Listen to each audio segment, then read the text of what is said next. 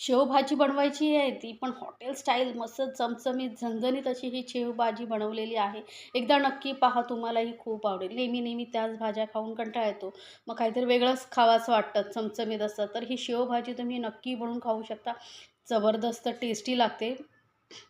बघू शकता त्याचा कलर किती मस्त आलेला आहे. असं झणझणीत शेवभाजी एकदा नक्की बनवा आणि एन्जॉय करा. आणि जर रेसिपी आवडली तर माझ्या चॅनलला लाईक्स, कमेंट्स आणि सबस्क्राईब करायला विसरू नका. तर सर्वात आधी आपल्याला काय करायचं आहे, घ्यायची एक कढई, त्यामध्ये घालायचं आहे 1 चमचा तेल. तेल चांगलं गरम होऊ द्यायचं. गरम झालं की यामध्ये आपण घालणार आहोत कांद्या. तर इथे ना 2 मध्यम आकाराचे कांदे मी असे उभे चिरून घेतलेले आहेत. आपण शेवभाजीसाठी पहिली चटणी बनवून घेऊया. तर कांदे आपल्याला चांगले असे लालसर होईपर्यंत भाजून घ्यायचे. गॅस मिडियमवरती ठेवलेला आहे आणि ना मिडियम गॅसवरती अशी ही मस्त अशी चटणी आपण भाजून घेणार आहोत. तर कांदा बघा थोडा मऊ झाल्यानंतर यामध्ये घालते मी 8-10 लसणाच्या पाकळ्या. सोबतच ना 1 इंच आल्याचे तुकडे बारीक करून घेतलेले आहेत, तेही यामध्येच घालायचे आहेत. आपण आलं लसूण पेस्ट घालू शकता, पण असं जेव्हा ताजं आलं लसूण वगैरे वापरून जेव्हा आपण ही चटणी बनवतो ना, तेव्हा शेवभाजीची टेस्ट एकदम जबरदस्त होते. तर हे बघा, आलं लसूण कांदा आपल्याला चांगला लालसर होईपर्यंत भाजून घ्यायचा आहे. आता हा कांदा थोडा बघू शकता मस्त असा लाल झालेला आहे. तर यामध्ये आपण घालणार आहोत काही खडे मसाले, म्हणजे गरम मसाले, ताजे गरम मसाले घालायचे. त्याचं जे टेस्ट मस्त येते. त्यासाठी मी एक मोठा चमचा धणे घेतलेले आहेत, अर्धा चमचा जिरं घेतलेला आहे, शहाजिरं घेतलं, त्यानंतर अर्धा चमचा खसखस, छोटा दालचिनीचा तुकडा, लवंग थोड्याशा आणि काळी मिरी. हे ना प्रमाण असं थोडं थोडंसं घालायचं, अर्धा अर्धा चमचा एवढं. मस्त टेस्टी आपली शेवभाजी तयार होते. आता हे सर्व तुम्हाला नसेल घालायचं तर मग तुम्ही डायरेक्ट गरम मसालाही घालू शकता भाजी बनवताना, पण असं मसाला घालतो ना त्या छान भाजीला टेस्ट आहे. सोबतच ना थोडंसं आपण अर्धा छोटा कप एवढं सुकं खोबरं किसून घेतलेलं आहे. आता इथे ना आपल्याला सुकं खोबरंच वापरायचं आहे. सुक्या खोबऱ्यामुळे जी चटणीची टेस्ट येते ना भाजीला मस्त लागते, त्यामुळे मी इथे सुकं खोबरं घातलेलं आहे. तर सुकं खोबरं आणि कांदा आपलं वाटण छान भाजून झालेलं आहे. पूर्णपणे थंड करून घ्यायचं आहे बरं का. त्यानंतर मिक्सर जारमध्ये घालायचं आहे. गरम असताना वाटायचं नाही. आणि यामध्ये घालायची खूप सारी कोथिंबीर. तर एक मोठी मुठ्ठी भरून मी कोथिंबीर घेतलेली आहे. यामध्ये आता घालूया पाणी आणि एकदम बारीक वाटायचं बरं का, कारण यामध्ये आपण खडे मसालेही घातलेत ना, त्यामुळे शक्य होईल तेवढं बारीक वाटून घ्यायचं आहे. जास्त पाणी घालायचं नाही सुरुवातीला. तर हे बघा मस्त एकदम बारीक असं वाटण करून घेतलेलं आहे. आता वळूया परत गॅसकडे. तर गॅसवरती आपण ठेवलेली आहे परत कढई, त्यामध्ये 2 चमचे तेल घेतलेले आहे मोठे. आता इथे ना शेवभाजीला थोडंसं तेल जरा जास्त लागतं, म्हणजे छान तरी येते. आता या तेल तापलं की यामध्ये घालायचं आहे जिरं. तर इथे मी मोहरी वापरत नाही आहे, लक्षात ठेवा. डायरेक्ट जिरं घातलेलं आहे. त्यानंतर 2 छोटे तेजपत्ते घातलेले आहेत. आता इथे तुम्हाला आवडत असेल तर कढीपत्ताही तुम्ही घालू शकता. आता तेजपत्ता आणि जिरं चांगलं असं भाजून घ्यायचं आहे.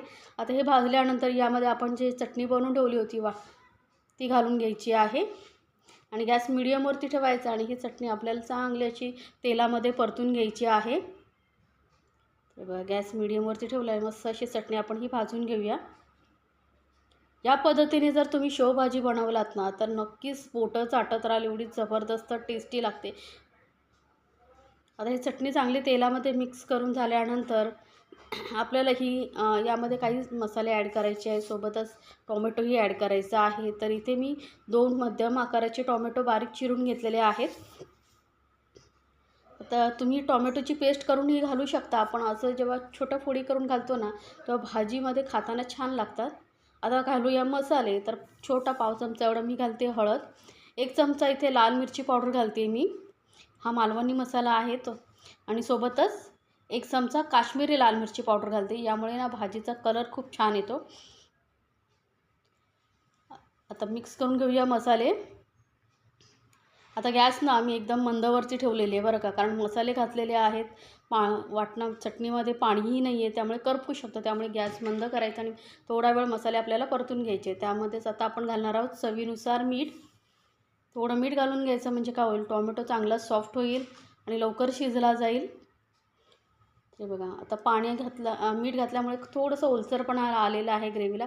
आता इथे मी घालते मिक्सर जारमध्ये घालून थोडंसं पाणी, जास्त नाही, छोटा पाव कप एवढं पाणी घातलेलं आहे. म्हणजे काय होईल, आपले मसाले वगैरे जाणार नाही. कारण आपल्याला ही जी ग्रेव्ही आहे ना छान अशी शिजवून घ्यायची आहे. जेवढा वेळ तुम्ही चांगली शिजवाल ना तेवढीच तुमची भाजी टेस्टी होते.